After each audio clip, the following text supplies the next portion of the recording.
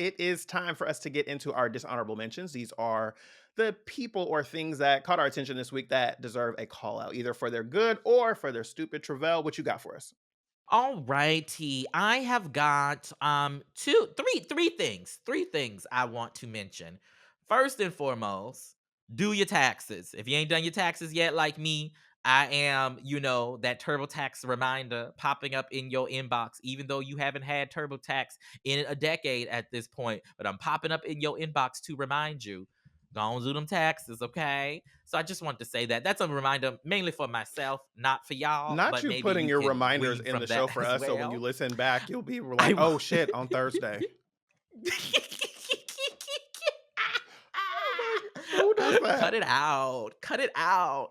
Okay.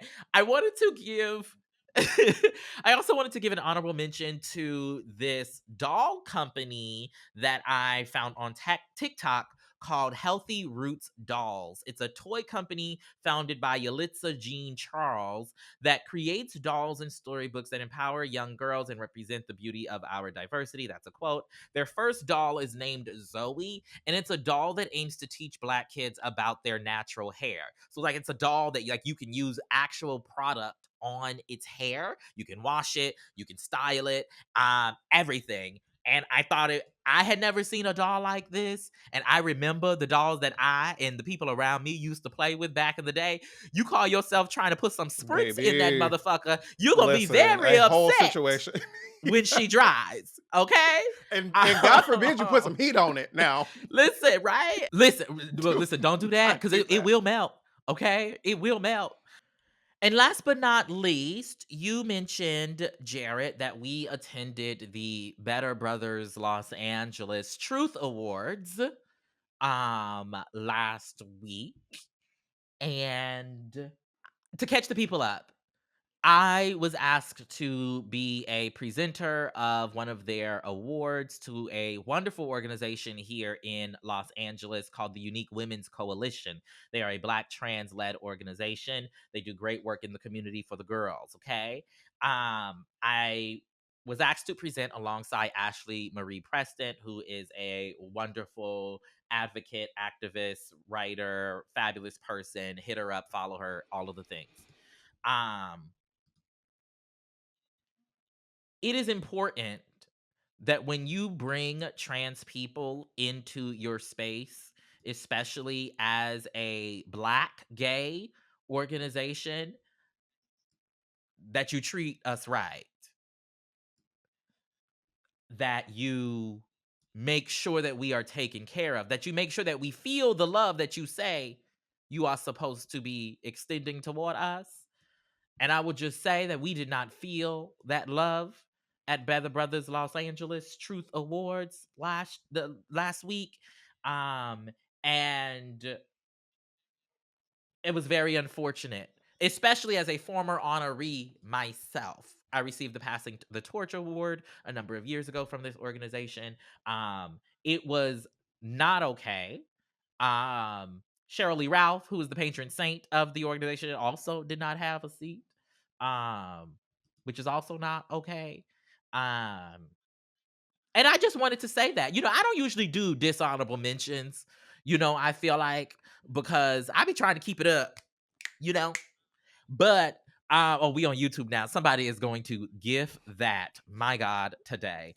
Um, but I just wanted to I just wanted to note that and put it on wax and put it out there that when you are bringing trans people, Black trans people specifically into your space, especially if you are also members of the queer community, and even more so if you're not, but especially if you're part of the queer community, you got to do right by us. You got to do right by us. Um, or otherwise, I would rather stay at home on my couch. Thank you so Well, much.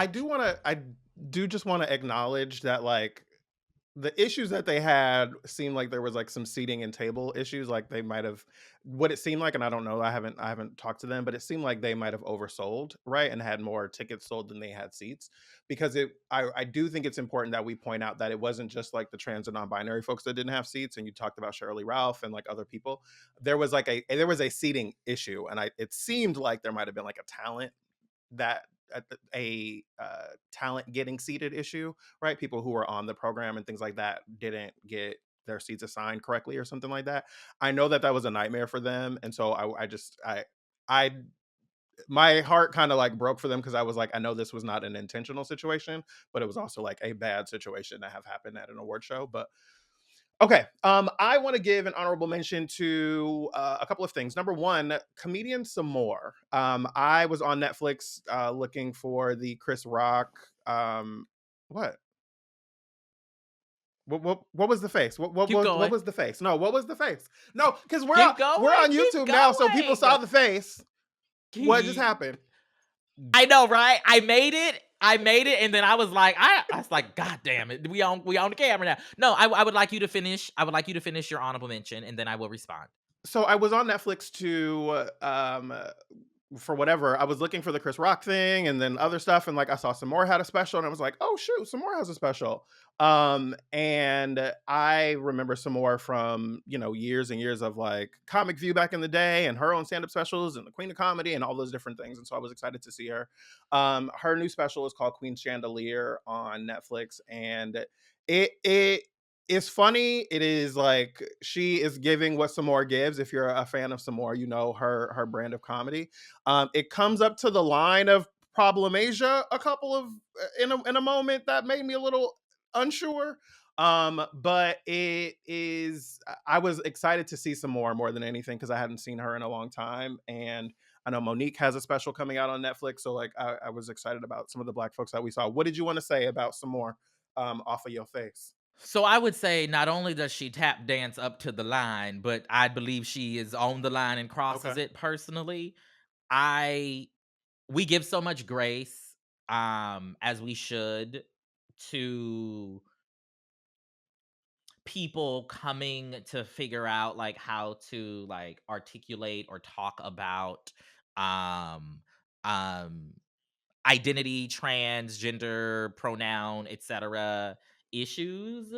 Um and I would really love for folks to not say anything at all if you don't if you don't got if you're not interested in doing the work necessary as you're putting together your special to appropriately gender somebody who you want us to believe that you're not Yeah. against, right? You want to talk about the issue.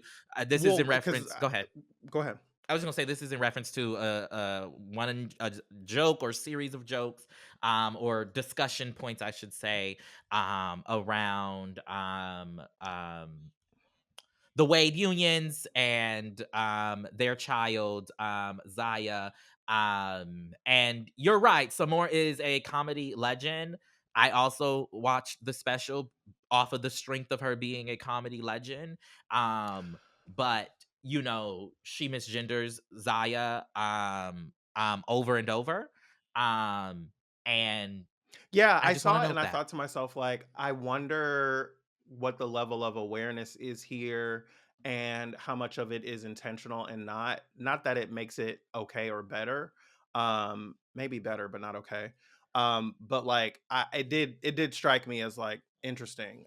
Chris Rock has a moment talking about Caitlyn Jenner that I was like, like I do wonder about like how we talk to their generation about these things, right? Where like they we are seeing people who are not used to like this conversation, or it's a new conversation to them, even if it's an old conversation that's been around for a long time.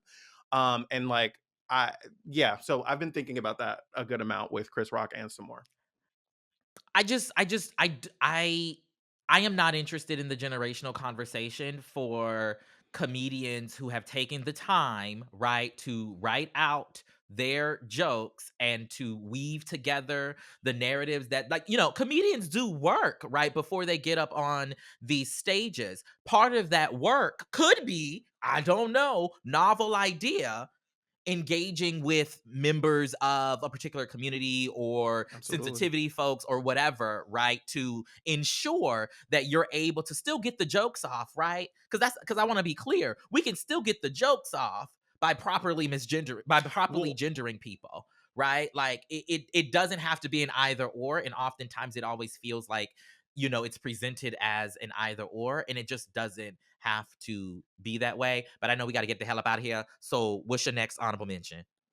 last thing I want to mention is I believe I've mentioned this on the show before, but it's like something that every month brings me a little bit of joy. It's called the Just Like Me book box. It is a box of books that I have gotten for my nephew, and every month he gets a box of books that are written by Black and Brown creators. They tend to be incredibly inclusive. They curate the box of different things, and you can go to justlikemebox.com to register and like subscribe to it. You get a couple of different books every month, and like now I'm getting videos from from my nephew like reading the book and like I love this book, it was so good, Aw. and stuff like that. So it's been really really cute, and if you're looking for something like that for the little person in your life, you can go to just like me box, justlikemebox.com to subscribe.